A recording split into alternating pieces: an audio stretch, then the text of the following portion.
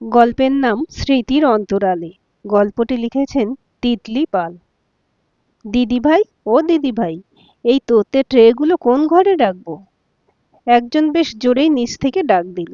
অনেক বছর পর আজ এই বাড়িতে আলোতে সেজে উঠেছে। ঘরের প্রত্যেকটা কোনায় কোনায় আজ আনন্দের রেশ ছড়িয়ে পড়েছে। বিভা দেবীও ভীষণ ব্যস্ত হয়ে পড়েছেন, একমাত্র ছেলের বিয়ে বলে কথা।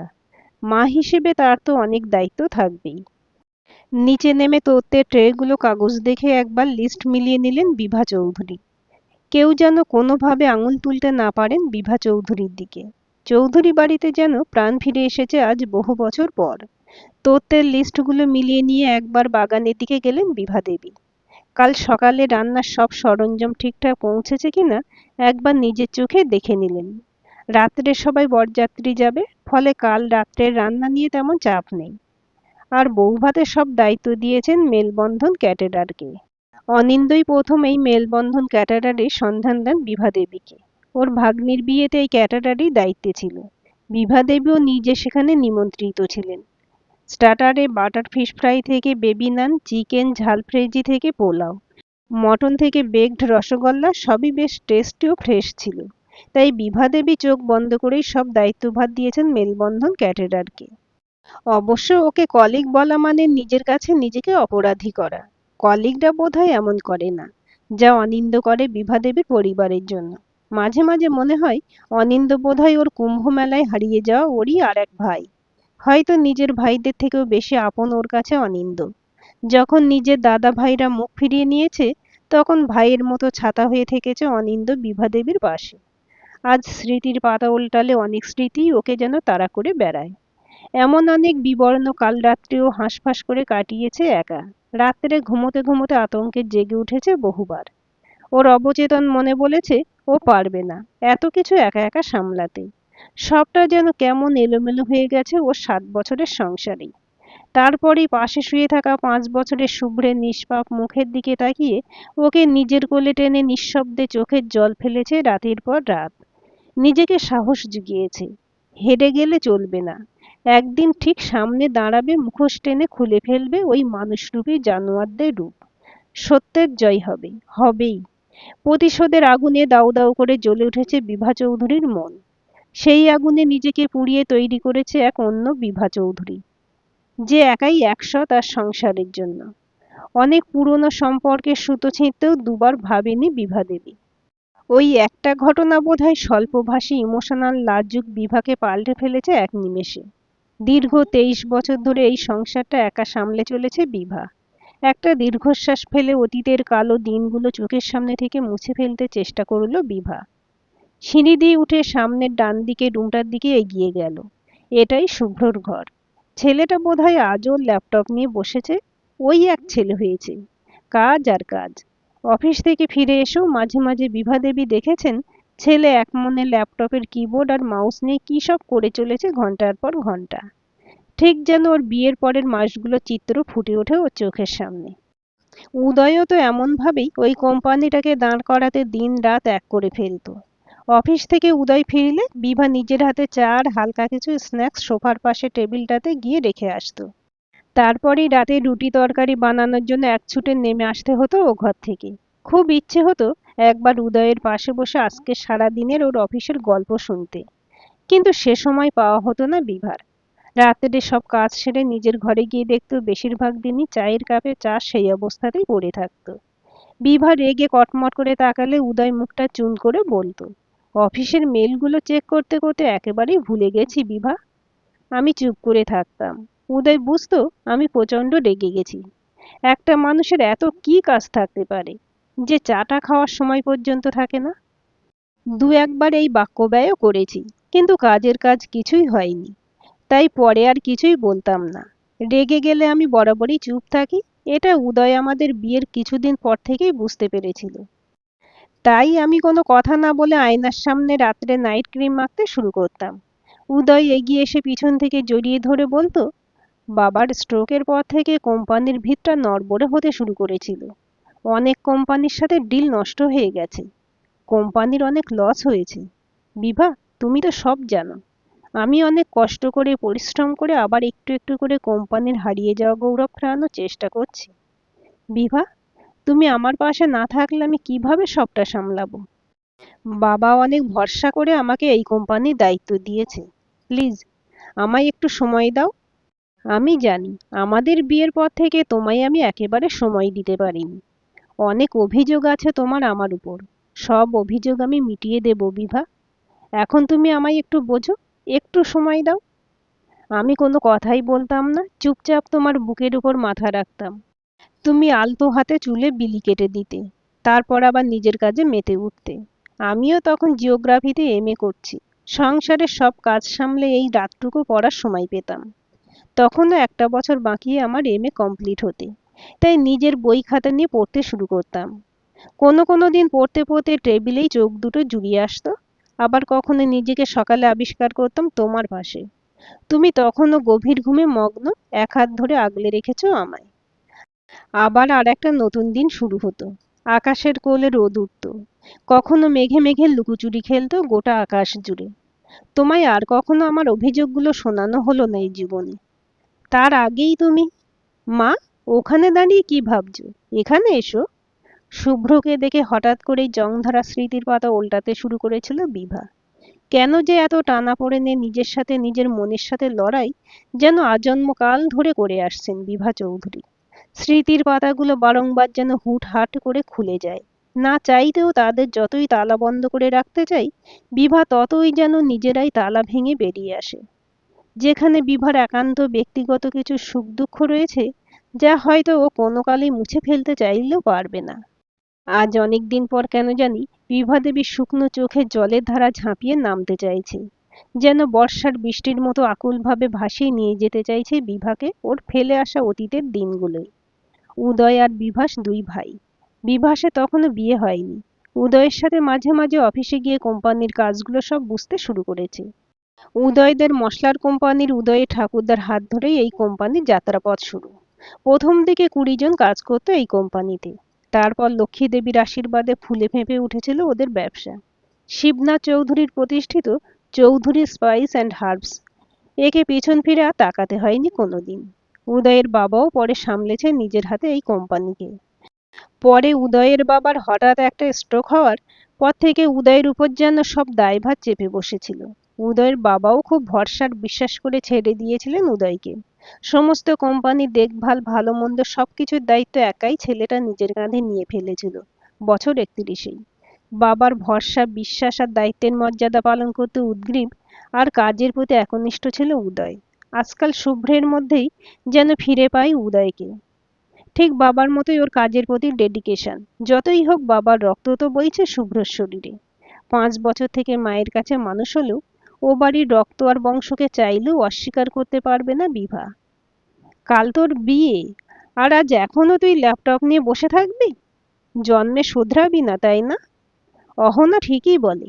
আন্টি, তোমার ছেলের মতো একটা ছেলেকে আমি বলেই বিয়ে করছি। অন্য কেউ হলে এতদিনে সত্যিই তোকে ছেড়ে দিত। হ্যাঁ রে, সব দায়িত্ব মায়ের উপর চাপিয়ে দিয়ে নিজে বসে বসে অফিসের কাজ করছিস? মা, সেই ছোটবেলা থেকে ম্যাথসের ভয় কাটানো থেকে শুরু করে কলেজের সব সেমিস্টারগুলোতে তুমি সব দায়িত্ব নিয়েছো ভালো রেজাল্টের। আজ আমি যেটুকু, যা সব তোমার জন্য। তুমি ছিলে বলেই আমার অস্তিত্ব আছে। অনেক ঝড়ঝাপটে এসেছে, তুমি নিজেই সবটা সামলেছো। সর্বদা সর্বস্ব দিয়ে নিজে আগলেছো আমায়। তাই আজ বিয়ের সব দায়িত্ব তোমায়। আমি জানি আমার মা একাই 100। আমি শুধু ওই বিয়ের পিঁড়িতে গিয়ে বসবো। যাবতীয় যা কাজ করা আছে করে দেব। সেটা কি বড় দায়িত্ব নয় বলছো? খুব ইয়ার্কি হচ্ছে মায়ের সাথে। হ্যাঁ রে, এত কথা তুই কবে বলতে শিখলি? যাক, অহনার সাথে মিশে তোর একটু উন্নতিও হয়েছে। আগে তো একেবারে ঘুম মেরে বসে থাকতিস নিজের ঘরে। যাক, মেয়েটা তোকে একটু হলেও বদলাতে পেরেছে। হ্যাঁ, এখন থেকেই বৌমার দলে। ভালো ভালো। এই দিদিমণি বিভা চৌধুরীকে তার স্কুলে খুব রাগী আর গম্ভীর হিসেবেই চেনে। তাহলে অহনার সাথে তোমার এত ভাব কিভাবে হলো? কোনো সূত্রই আমার মাথায় ঢোকে না। মেয়েটা দেখছি এখন থেকেই আমার মাকে আমার থেকে সরিয়ে নিচ্ছে। আহ, শুভ্র, তুই আজকাল বিরাট হিংসুটে হয়েছিস। এসব আবার কি? মেয়েটা তার পরিবারের সবাইকে ছেড়ে এ বাড়িতে আসছে। আমার উচিত এই সংসারে সে যেন কখনো হাঁপিয়ে না ওঠে। অহনার যেন কখনো না মনে হয় সে অন্য বাড়িতে আছে। আমি অত জানি না, আমার মাকে আমি কারোর সাথে শেয়ার করব না। তুমি আমার থেকে আজকাল অহনাকে বেশি ভালোবাসো মা। শুভ্র নীল চৌধুরীর কাছে তার মা তার ম্যাজিশিয়ান, যার কাছে সব সমস্যার সমাধানে চাবিকাঠি থাকে। তার মাকে ছাড়া সে পুরো অচল। তোর ছেলে মানুষিগুলো কমবে না কোনোদিন। তুই হাতে পায়ে 28 বছর হয়েছিস বাবু, এখনো সেই ছোটবেলার মতো সব কাজেই মাকে থাকতে হয়। এবার নিজের দায়িত্ব নিজে নিতে শেখ। সবসময় মা থাকবে না কাছে, তখন নিজেকেই সবটা সামলাতে হবে। অহনার দায়িত্বও কিন্তু তোকে নিতে হবে। মেয়েটা সত্যিই ভীষণ ভালোবাসে তোকে। আবার তুমি বাজে কথা বলা শুরু করেছো। কোথাও যাবে না তুমি, আমি তোমায় কোথাও যেতে দেব না। তুমি ছাড়া শুভ্রনীল চৌধুরী অচল, এক পাও চলার ক্ষমতা তার নেই মাকে ছাড়া। বিভা দেবীর কোলে মাথা রাখলো শুভ্র। আবার স্মৃতির পাতাটা যেন নিজের চোখের সামনে ভেসে উঠল বিভার। শুভ্রর সেবার উচ্চ মাধ্যমিকের কেমিস্ট্রি এক্সাম। প্রিপারেশন ঠিকঠাকই ছিল, বরাবরই শুভ্র পড়ুয়া। পড়াশোনার জন্য আর 5টা ছেলের মতো কখনই কথা খরচ করতে হতো না শুভ্রকে। নিজের পড়াশোনা নিজেই করত শুভ্র। মায়ের এক হাতে সংসার সামলানো আর অন্য হাতে ওকে মানুষ করার লড়াইটা শুভ্র নিজের চোখেই দেখেছে। মুখে যতই বলুক, সেই ছোট থেকেই শুভ্র নিজের পড়াশোনা নিজের দায়িত্বেই করেছে। সেখানে বিভা শুধু আর 5টা অভিভাবকের মতোই গাইড করেছে শুভ্রকে। সেবার রাত জেগে লাস্টবারের মতো চোখ বুলিয়ে নিচ্ছিল শুভ্র। রাত্রে ঘরের দরজা খুলে ওর পাশে বসতেই আমার কোলে এসে মাথা দিয়ে শুয়েছিল মিনিট 10। তারপরে বেশ শঙ্কিত গলায় বলেছিল, মা, আমি তোমার মান সম্মান রাখতে পারবো তো? তোমার শুভ্র তোমাকে দেওয়া কথা রাখতে পারবে তো? কোথাও যেন চোখের জলে রেখা দেখতে পেয়েছিল বছর 18 শুভ্রর চোখে। মায়ের চোখকে ফাঁকি দেওয়া বোধহয় কারোর সাধ্য নেই। বছর 18 শুভ্রকে বিভা সেই ছোটবেলার মতোই সাহস জুগিয়েছিল। তারপর কিছুদিন চোখের পলকেই বেরিয়ে গেল। জয়েন্টের এক্সামে রেজাল্ট বেরোলো। ভালো র্যাঙ্ক করলো শুভ্র। আইআইটিতে চান্স পেল। তারপরে 4 বছরের জন্য ওখানেই পড়াশোনা। পড়াশোনার চাপ থাকলেও মায়ের খোঁজ নিতে ভুলতো না কখনো শুভ্র। ইঞ্জিনিয়ারিং শেষ করে লাস্ট 4 বছর ধরে কলকাতার এক অফিসেই চাকরি করে শুভ্রনীল। দাঁড়িয়ে আছো তুমি আমার গানের ওপারে, আমার সুরগুলি পাই চরণ, আমি পাইনে তোমারে। শুভ্রের ফোনে রিংটোনটা বেজে উঠতে বিভা দেবী বাস্তবের মাটিতে ফিরে এলেন। এই দেখো মা, নাম করতে করতেই তোমার আদরের বৌমার ফোন। এবার বকে বকে আমার মাথা খারাপ করে ফেলবে। মুচকি হেসে কথাগুলো বলে শুভ্র। মার খাবি বাবু, কতক্ষণ সময় দিস তুই ওকে? তোরা কথা বল, আমি আসছি। ওদের ব্যক্তিগত সময়ে কখনোই মাথা ঘামাতে পছন্দ করেন না বিভা দেবী। ইনি বোঝেন স্বামী স্ত্রীর সম্পর্কে নিজেদের মধ্যে সময় কাটানো ঠিক কতখানি প্রয়োজন। ঘর থেকে আসতে আসতে অহনা রিনরিনে হাসির আওয়াজটা আবছা শুনতে পেল বিভা। ধীর পায়ে নিজের ঘরে এসে বিছানার উপর বসলেন। রাত্রের সবার খাওয়া দাওয়া অনেক আগে শেষ হয়ে গেছে। চামেলি সবটা নিজেই দেখে শুনে নিয়েছে। সেই যেবার এই বাড়িটা কিনলো বিভা, তখন থেকে চামেলি এ বাড়িতেই থাকে। এখন এ বাড়ির অন্যতম সদস্যই হয়ে গেছে এতগুলো বছরে। একদিনের জন্য কোথাও গেলেও চামেলির উপর পুরো দায়িত্ব দিয়ে নিশ্চিন্তে যেতে পারে বিভা। তাই অতিথিদের খাওয়া দাওয়া বা শোয়ার সব ব্যবস্থা চামেলি একাই সামলে নিয়েছে।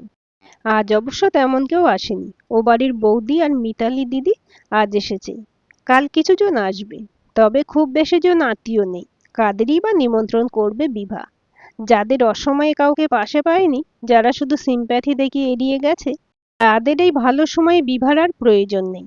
তাই ছেলের বিয়েতে খুব নিকটবর্তী কিছু আত্মীয় আর স্কুলের কলিগদের নিয়ে রিসেপশনের আয়োজন করেছে ড্রিম রিসোর্টে। সামনের দেওয়ালে টাঙানো উদয়ের ছবিটার দিকে এক পা এক পা করে এগিয়ে গেল বিভা। ছবিটাই উদয়ের হাসি মুখের দিকে একদৃষ্টে কিছুক্ষণ তাকিয়ে থাকলো বিভা। তারপরই চোখের সামনে ভেসে উঠল সেই কালো অতীতের দিনগুলো। বিয়ে 3 বছর পেরিয়েছে। এখন কোম্পানির অবস্থা ঠিকঠাক। শুভ্রর তখন 7 মাস বয়স। কেবল বসতে শিখেছে। উদয়ের পরিশ্রম একনিষ্ঠায় আবার ফুলে ফেঁপে উঠেছে চৌধুরী স্পাইস অ্যান্ড হার্বস। বিভাসের বিয়ে হয়েছে মাস 4। উদয়ের মা বাবা পছন্দ করে মৌকে নিয়ে এসেছিল বাড়িতে। মেয়েটাও বেশ মিলেমিশে থাকতে শুরু করেছিল। হাতে হাতে সব কাজ করে দিত বিভার। রাতের রুটিটা মৌই বানাতো।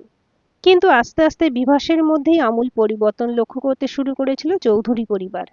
দিনরাত উদয়ের সাথে ঝামেলা করত বিভাস। ওর মনে হতো উদয়ের বাবা সর্বস্ব উদয়কে দিয়ে দেবে, কোম্পানির কোনো অংশই হয়তো বিভাস পাবে না। একদিন অনেক রাত্রে মদ খেয়ে বাড়ি ফেরে বিভাস।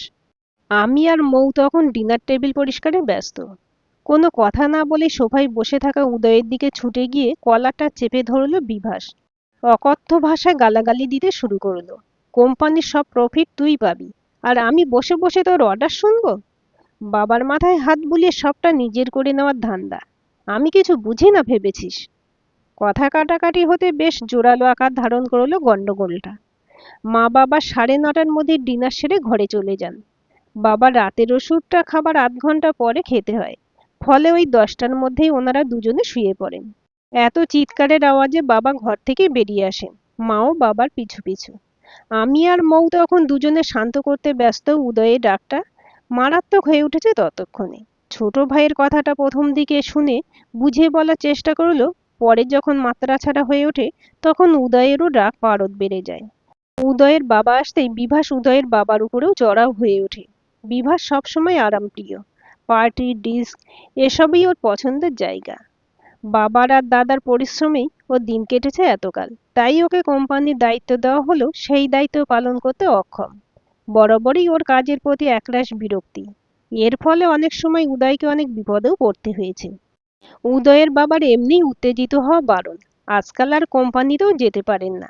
বিভাসের সাথে কথা কাটাকাটি হতে হতেই বাবা উত্তেজিত হয়ে পড়েন এবং বুকে হাত দিয়ে সোফায় বসে হাঁপাতে শুরু করেন। তাড়াতাড়ি করে বাড়ির গাড়িটা বের করে বাবাকে হসপিটালে নিয়ে যাওয়া হয়। উদয় হসপিটালের করিডোরে পায়চারি করছে, মা কান্নায় ভেঙে পড়েছে। আমি মাকে সামলাতে ব্যস্ত হয়ে পড়েছি। কিছুক্ষণ পর ডক্টর বাইরে এসে বললেন, sorry, he is no more. আসতে আসতেই মারা গেছেন উনি। চৌধুরী বাড়িতে শোকের ছায়া। উদয় একেবারে ভেঙে পড়েছে।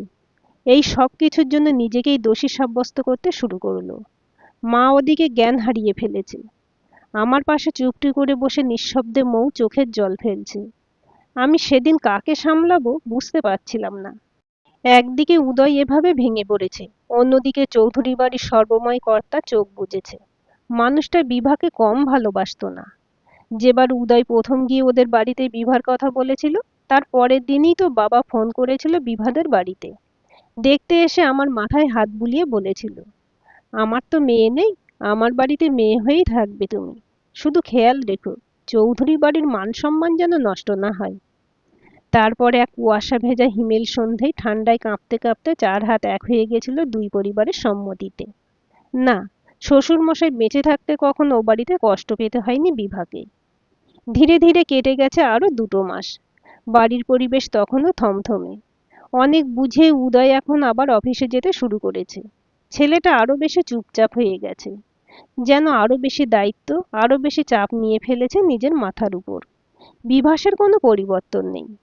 ওর কারণেই যে বাবা অকালে চলে গেলেন তার জন্য কোনো অনুতাপ ওর মধ্যে নেই।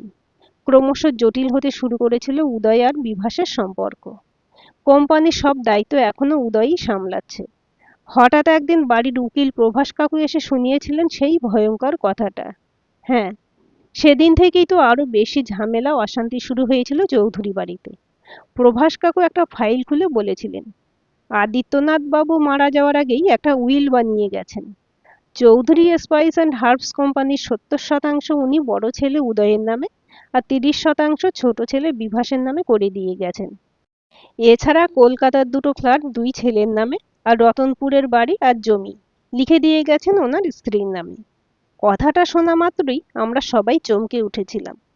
আমরা কেউ, এমনকি বাড়ির কাকপক্ষেও এই উইলের ব্যাপারে কিচ্ছু জানতাম না। বিভাস সোফায় বসে রাগত স্বরে মৌয়ের দিকে তাকিয়ে বলল, খুব বলেছিলে না দাদা ভাই ভীষণ ভালো মানুষ? আমার ওরকম ব্যবহার করা উচিত হয়নি ওনার সাথে। এবার বুঝেছো কতটা ভালো তোমার দাদা ভাই? হুম। বাবার মাথায় হাত বুলিয়ে নিজেরটা বেশ গুছিয়ে নিলি। এই নাকি তুই সবার জন্য চিন্তা করিস। দেখে নেব আমি তোকে। এই ভাগ আমি কিছুতেই ছাড়বো না। কথাটা বলেই দ্রুত পায়ে হনহন করে সিঁড়ি দিয়ে ওপরে চলে গেল। একটা গভীর দীর্ঘশ্বাস বেরিয়ে এলো। গলার কাছে একটা কান্নার দলা পাকিয়ে উঠছে। কেন যে আজ এত বেশি মনে পড়ছে উদয়কে, অজান্তেই নিজের চোখগুলো থেকে ক্রমশ জলবিন্দু একটু একটু করে ভিজিয়ে দিচ্ছে বিভার গাল চিবুক। খাটের তলা থেকে আলমারি চাবিটা বের করে দুবার চাবিটা ঘুরিয়ে আলমারিটা খুলল। আলমারি খুলতেই একটা ন্যাপথলিনের ঝাঁঝালো গন্ধ এসে নাকে লাগলো। তারপর নিজের বাঁদিকের একটা রোতে আনমনে শাড়িগুলোর উপর হাত রাখলো বিভা। কত কত পুরনো শাড়ি যত্ন করে ভাঁজ করে রেখে দিয়েছে বিভা। আর কোনোদিন এই শাড়িগুলো পরবে না, জেনেও যত্ন করে রেখে দিয়েছে। এগুলোই তো স্মৃতি, এগুলোই তো উদয়ের চিহ্ন। এখনো কেমন যেন শাড়িগুলোতে ওর বিয়ের পরের দিনগুলোর গন্ধ রয়ে গেছে। একটা লাল আর সোনালি রঙের কাঞ্জিভরম শাড়ির দিকে চোখ গেল। শাড়িটা টেনে বের করে অনেকদিন পর নিজের গায়ের উপর ফেলল বিভা। এই শাড়িটাই তো উপহার হিসেবে প্রথম বিবাহবার্ষিকীর দিন উদয় দিয়েছিল বিভাকে। আজ বহু বছর পর শাড়িটা গায়ে ফেলতেই উদয়ের স্পর্শ, ওর গায়ের গন্ধ যেন বারবার ছুঁয়ে দিচ্ছিল বিভাকে। চোখ দুটো বন্ধ করে এক মনে যেন উদয়কে অনুভব করছে ও।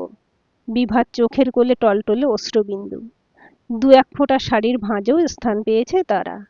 শাড়িগুলোর ভাঁজে আনমনে হাত বোলাতে বোলাতে হঠাৎ একটা খসখসে নীল কভারের অ্যালবাম উঁকি মারছে। নিজেকে ওখানেই থামিয়ে ফেলবে ভেবেছিল বিভা, কিন্তু পারল না। আপ্রাণ চেষ্টা করেও আজ বিভা নিজেকে সামলাতে পারছে না। বিছানার কাছে এসে জানলার সামনে বসলো। আনমনে আকাশের দিকে চোখ চলে গেল বিভার। আজ বেশ মেঘ করে আছে। মেঘে ঢাকা রাত্রের আকাশ। মিহি কুয়াশায় ঝাপসা গোটা শহর। হালকা ঠান্ডাও করছে। এই ফেব্রুয়ারির লাস্টের দিকেও একটা আলতো হিমেল বাতাস বয়ে যায় সারা শহর জুড়ে। জানলা দিয়ে দূরে রাস্তার ল্যাম্পপোস্টের আলোগুলো দেখা যাচ্ছে। অন্ধকারে ডুবে থাকা রাতের শহরে নিঃসঙ্গ বাতিগুলোর দিকে একদৃষ্টে তাকিয়ে আছে বিভা।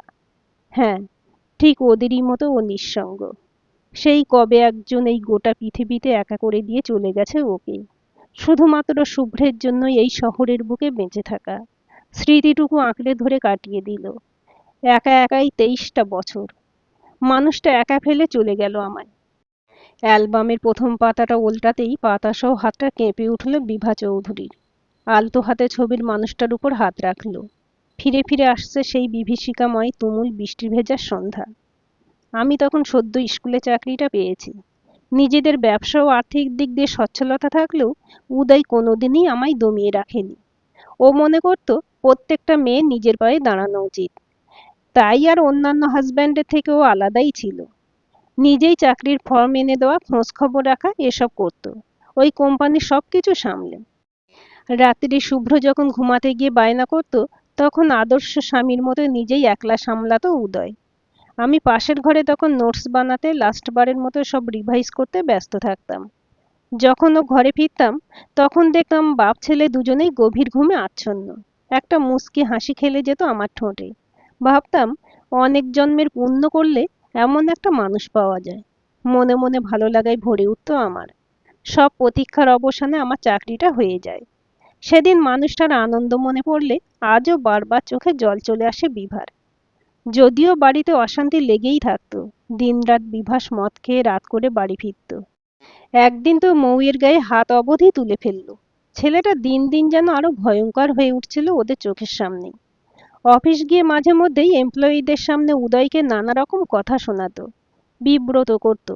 দুই ভাইয়ের সম্পর্ক দিন দিন অবনতি হতে শুরু করলো। বাবার উইলের কথাটা যেন কিছুতেই মানতে নারাজ বিভাস। উদয় অনেকবার চেষ্টা করেছে বোঝানোর, এই কোনো কিছুই তার দরকার নেই, শুধু বাড়ির মানুষগুলোর ভালো থাকা আর কোম্পানির গৌরব বজায় রাখাই ওর একমাত্র চাওয়া পাওয়া। কিন্তু লোভ, লোভী মানুষকে মানুষ থেকে জানোয়ারে পরিণত করে। বেশ কিছু মাস তখন আর বাড়িতে সেই ঝামেলাটা ছিল না। উদয় আর কোনো কিছুতেই রিয়াক্ট করতো না। যে যা বলতো শুধু এক কান দিয়ে শুনে নিত। আমার ভীষণ রাগ হতো। মাথার ভিতর গরম হয়ে স্রোত বয়ে যেত। কিন্তু ওই যে অশান্তির ভয়, আর কিছু বলা হয়ে উঠত না।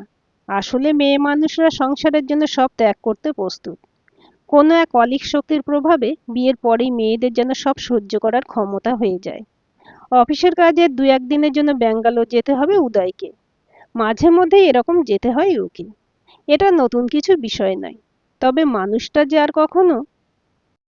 চোখ দিয়ে জল গড়িয়ে পড়ল বিভার। মাথার মধ্যে তুমুল ওলটপালট। বিকেলের মধ্যেই বাড়ি পৌঁছে যাওয়ার কথা উদয়ের।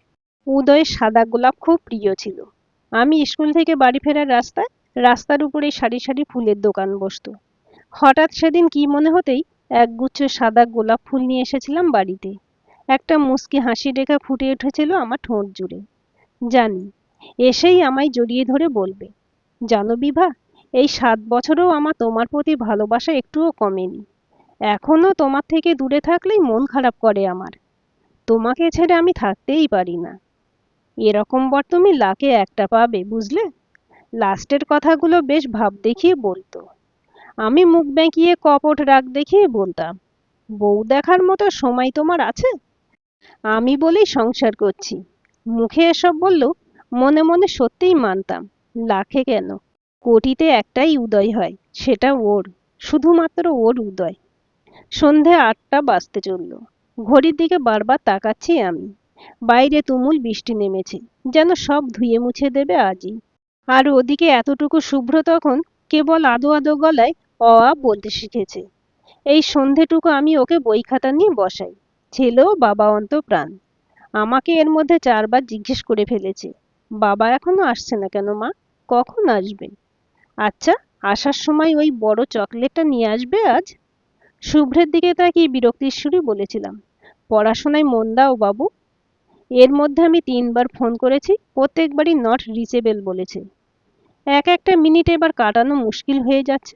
আমার রুমের লাগোয়া ব্যালকনিটায় গিয়ে রাস্তার দিকে 2-3বার উঁকিঝুঁকি মেরেও উদয়ের গাড়িটা দেখতে পেলাম না। এবার প্রচণ্ড রাগ হচ্ছে বিভার। আজ বাড়ি ফিরলে একটাও কথা বলবে না বিভা। চিন্তা হয় নাকি? অদ্ভুত মানুষ। বিভাস আবার কাল ঘুরতে বেরিয়েছে ওর বন্ধুদের সাথে। হঠাৎ একটা ফোন কল আসে বিভার ফোনে, একটা আননোন নাম্বার।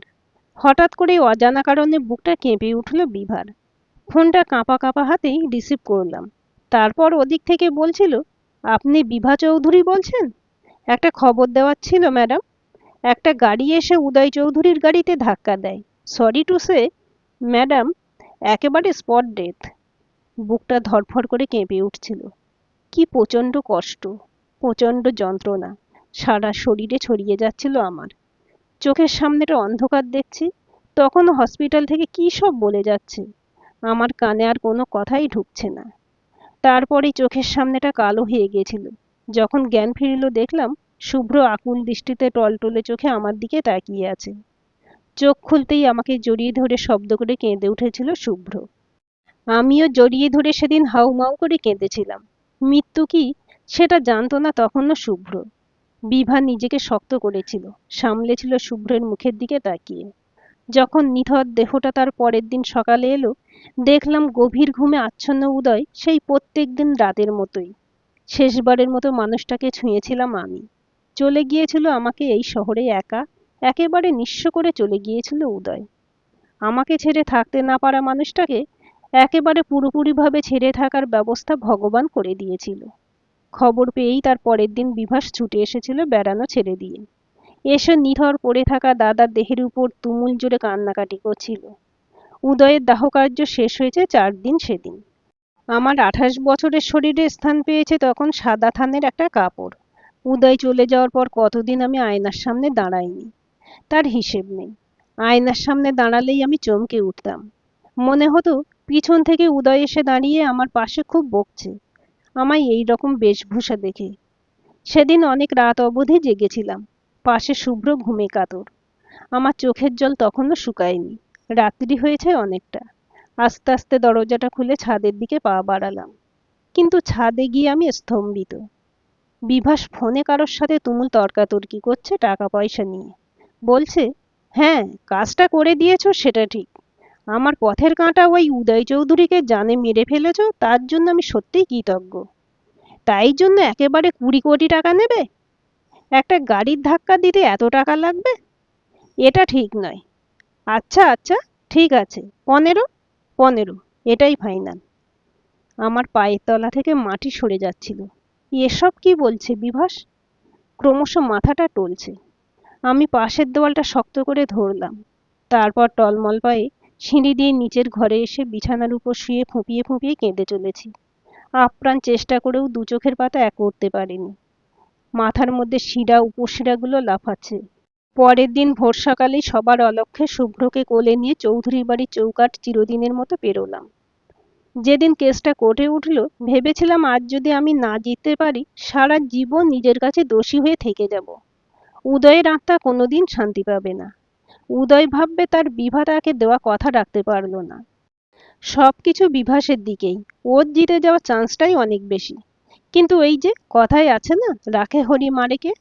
হঠাৎ করে কোর্টের দরজা থেকে মৌ চিৎকার করে বলল, আমি দেব বিভাস চৌধুরীর বিরুদ্ধে সাক্ষ্য প্রমাণ। একজন ক্রিমিনাল মানুষের স্ত্রী হয়ে বেঁচে থাকা আমার পক্ষে সম্ভব নয়। তারপরই আদালতের সামনে এসে বিভিন্ন ফোনের রেকর্ড চালু করে দেয় মৌ। তারপরে আরও একজনকে কোর্টে এনে হাজির করে মৌ। এটা বিভাসের বন্ধু। মাঝে মধ্যে চৌধুরী বাড়িতে একে দেখেছে বিভা। সে এসে বলে, সেদিন ওদের বন্ধুদের মিলে কোথাও ঘুরতে যাওয়ার প্ল্যান ছিল না, ওরা সবাই কলকাতাতেই ছিল। সবশেষে সত্যের জয় হয়েছিল। আসলে সত্যের জয় সবসময় হয়, সত্যকে চাপা দিয়ে রাখা যায় না। বিজয়িনীর হাসিটা আমি শেষ অবধি হেসেছিলাম। মৌ এসে আমায় জড়িয়ে ধরে খুব কেঁদেছিল। দাদা হিসেবে যাকে মেনেছি সবসময়, যাকে রাখি বেঁধেছি, তার মৃত্যুর কারণ যে তাকে জেলে পৌঁছতে দেখতে আমার এতটুকু কষ্ট হবে না দিদিভাই। ওরকম দেবতুল্য একটা মানুষের অকালে চলে যাওয়ার পিছনে যে দায়ী, তার শাস্তি হোক, কঠিন শাস্তি হোক, এটাই চাই। সেদিন ফেরার পথে আবার সাদা গোলাপ কিনে নিয়ে এসেছিলাম। উদয়ের ছবির সামনে গিয়ে দাঁড়িয়ে থেকে নিমেষে তাকিয়েছিলাম বহুক্ষণ। দীর্ঘ 6 বছর পর কেসটা জিতে গেছে তোমার বিভা। তোমায় বাঁচাতে পারেনি ঠিকই, কিন্তু তোমার সাথে হওয়া অন্যায়ের প্রতিবাদ করতে একবারও ভাবতে বসেনি বিভা। ততদিনে সব বদলে গেছে। এক অন্য বিভা চৌধুরীকে তখন মানুষ চিনেছে। সেই চুপচাপ শান্ত লাজুক বিভা অনেকদিন আগেই হারিয়ে গেছিল, সম্পূর্ণ পাল্টে ফেলেছিল নিজেকে। আসলে একটা দিন, কিছু মুহূর্ত, কিছু সময়, কিছু কথা, কিছু স্মৃতি যথেষ্ট একটা মানুষকে পরিবর্তন করে দেওয়ার জন্য, একটা মানুষকে আগাগোড়া সমস্তভাবে পাল্টে ফেলার জন্য। সেদিন ভোর রাতে সত্যিই উদয় এসেছিল, ওকে ভালোবাসতে এসেছিল। ওই তো আজও এসেছে, আমায় ডাকছে। ক্রমশ ঝাপসা হয়ে উঠছে চারিদিক, হারিয়ে যাচ্ছে, উদয় হারিয়ে যাচ্ছে। দাঁড়াও, দাঁড়াও বলছি, উদয়। ধরফর করে উঠে বসেছে বিভা। সারা শরীর ঘেমে গেছে, কপালে বিন্দু বিন্দু ঘাম জমেছে। চোখটা খুলতেই দেখলো সামনের দেওয়ালে টাঙানো ছবিতে উদয় হাসছে। নিজের কোলের মধ্যে সেই কালকের খসখসে অ্যালবামটা পড়ে আছে। এটাকে বন্ধ করে সরিয়ে রাখলো বিছানার উপর। একটু একটু করে খুব ধীর গতিতে সূর্য পূর্ব দিকে তার কমলা রং ছড়িয়ে দিচ্ছে। কুয়াশা কেটে সকালের প্রথম রোদ উঁকি মারছে। আবার একটা নতুন দিন শুরু হচ্ছে। এভাবেই একটা একটা করে দিন ওকে কাটাতে হবে একা, ভীষণ একাকিত্বের মধ্য দিয়ে। সকাল থেকে সব নিয়ম কানুন মিটিয়ে এতক্ষণে নিজের ঘরে এসে বসলো বিভা। বিয়ে মানেই একটা যুদ্ধ, সব দিকটা নিজের হাতে ম্যানেজ করা। সত্যিই এখন কষ্ট হয় বিভার। সেই বছর 30-এর বিভা তো আর নেই, এখন বয়স বেড়েছে, তাই সেই দৌড়ঝাঁপ করার ক্ষমতা হারিয়েছে। নিজের বিছানায় এসে ক্লান্ত অবসন্ন শরীরটাকে এলিয়ে দিল বিভা। এপাশ ওপাশ করতেই ঘুম ভর করে এলো দু চোখে। আচ্ছন্ন তন্দ্রা কাটতেই দেখলাম শুভ্র এসে দাঁড়িয়েছে আমার বিছানার পাশে। আমি ঘুম ঘুম চোখে পাশে টেবিলে রাখা চশমাটা পরে বললাম, কি রে, কি ভুলে গেছিস আবার? তোকে তো দুপুরেই তোর পাঞ্জাবি ধুতি সব ও ঘরে রেখে এলাম। এ ঘরে আর কিছু নেই। শুভ্র উৎফুল্লের স্বরে বলল, আরে মাতাশ্রী, আমি কিছু ভুলিনি। সবাই যে রেডি হচ্ছে বরযাত্রী যাওয়ার জন্য, তুমি এখনো ঘুমোচ্ছ? দেখে ডাকতে এলাম, রেডি হয়ে নাও ঝটপট। আমি অবাক দৃষ্টিতে কিছুক্ষণ ওর মুখের দিকে তাকিয়ে থেকে হেসে বললাম, ধুর, ছেলের বিয়ে মাকে দেখতে নেই, ছেলের অমঙ্গল হয়। শুভ্র অবাক হয়ে বিরক্তির স্বরে বলল, এসব বাজে নিয়ম আমি মানি না। মা ছাড়া আমি কোনো কাজ করতে পারি না। আজ আমার জীবনের এত গুরুত্বপূর্ণ একটা দিনে আমি মাকে ছাড়া বিয়ে করতে যাব? ইম্পসিবল। সেই যে গ্যাট হয়ে বসলো, আমি হাজার একটা বাহানা দেখিয়েও ওকে সরাতে পারলাম না। শেষ অবধি রেগে গিয়ে বলল, তোমার এটাই যদি ফাইনাল সিদ্ধান্ত হয় মা, তুমি শুনে রাখো, আমি তোমাকে ছাড়া কোনো মতেই বিয়ে করতে যাব না। বলেই গটগট করে দরজা থেকে বেরিয়ে চলে গেল। বড্ড জেদ ছেলেটার, একেবারে বাপকা বেটা, একেবারে নাছোড়বান্দা শুভ্র। তারপরে অহনাও ফোন করে বিনীত স্বরে অনেকবার রিকোয়েস্ট করেছে, আমাকে ছাড়া নাকি ওদের বিয়ে সম্ভব নয়। ভাবুন তো, এসব কি ছেলে মানুষই। বিয়ে শুরু হয়ে গেছে অনেকক্ষণ। অগ্নিকে সাক্ষী ডেকে সাত পাকে ঘুরছে শুভ্র আর অহনা। সমস্ত ঝড় ঝাপটা সুখে দুঃখে পাশে থাকার অঙ্গীকার নিচ্ছে দুজন। আমাদের ছেলেটা বড় হয়ে গেল উদয়, এখন সেই মহেন্দ্রক্ষণ। সবশেষে সিঁদুরদান পর্ব। উলুধ্বনি, শঙ্খধ্বনি ও বৈদিক মন্ত্র উচ্চারণের মাধ্যমে শুভ্রের নামে সিঁদুর অহনার সিঁথি রাঙিয়ে দিল। কিছুটা সিঁদুর এসে পড়েছে অহনার ফর্সা নাকে। নববধূ চোখে লজ্জা। কেউ যেন এক মুঠো আবির রাঙিয়ে দিয়ে গেছে অহনার গোটা মুখ জুড়ে। চেয়ারে বসে এক দৃষ্টিতে তাকিয়ে আছে বিভা চৌধুরী। এ কি? অহনা নয়, যেন নিজেকে দেখছে বিভা। 21 বছরের বিভাকে। এরকম করেই তো ওদের গাঁটছাড়া পড়েছিল। বিভার চোখে টলটলে জলবিন্দু। চোখটা বুজে পিছন ফিরে তাকাতেই দেখে উদয় হাসছে। হ্যাঁ, ঠিকই দেখছে বিভা। ওর দিকে তাকিয়েই হাসছে উদয়। গল্পটি কেমন লাগলো কমেন্ট করে জানাবেন। ভালো লাগলে লাইক, শেয়ার এবং সাবস্ক্রাইব করবেন। আর অবশ্যই বেল আইকনটি ক্লিক করে রাখবেন।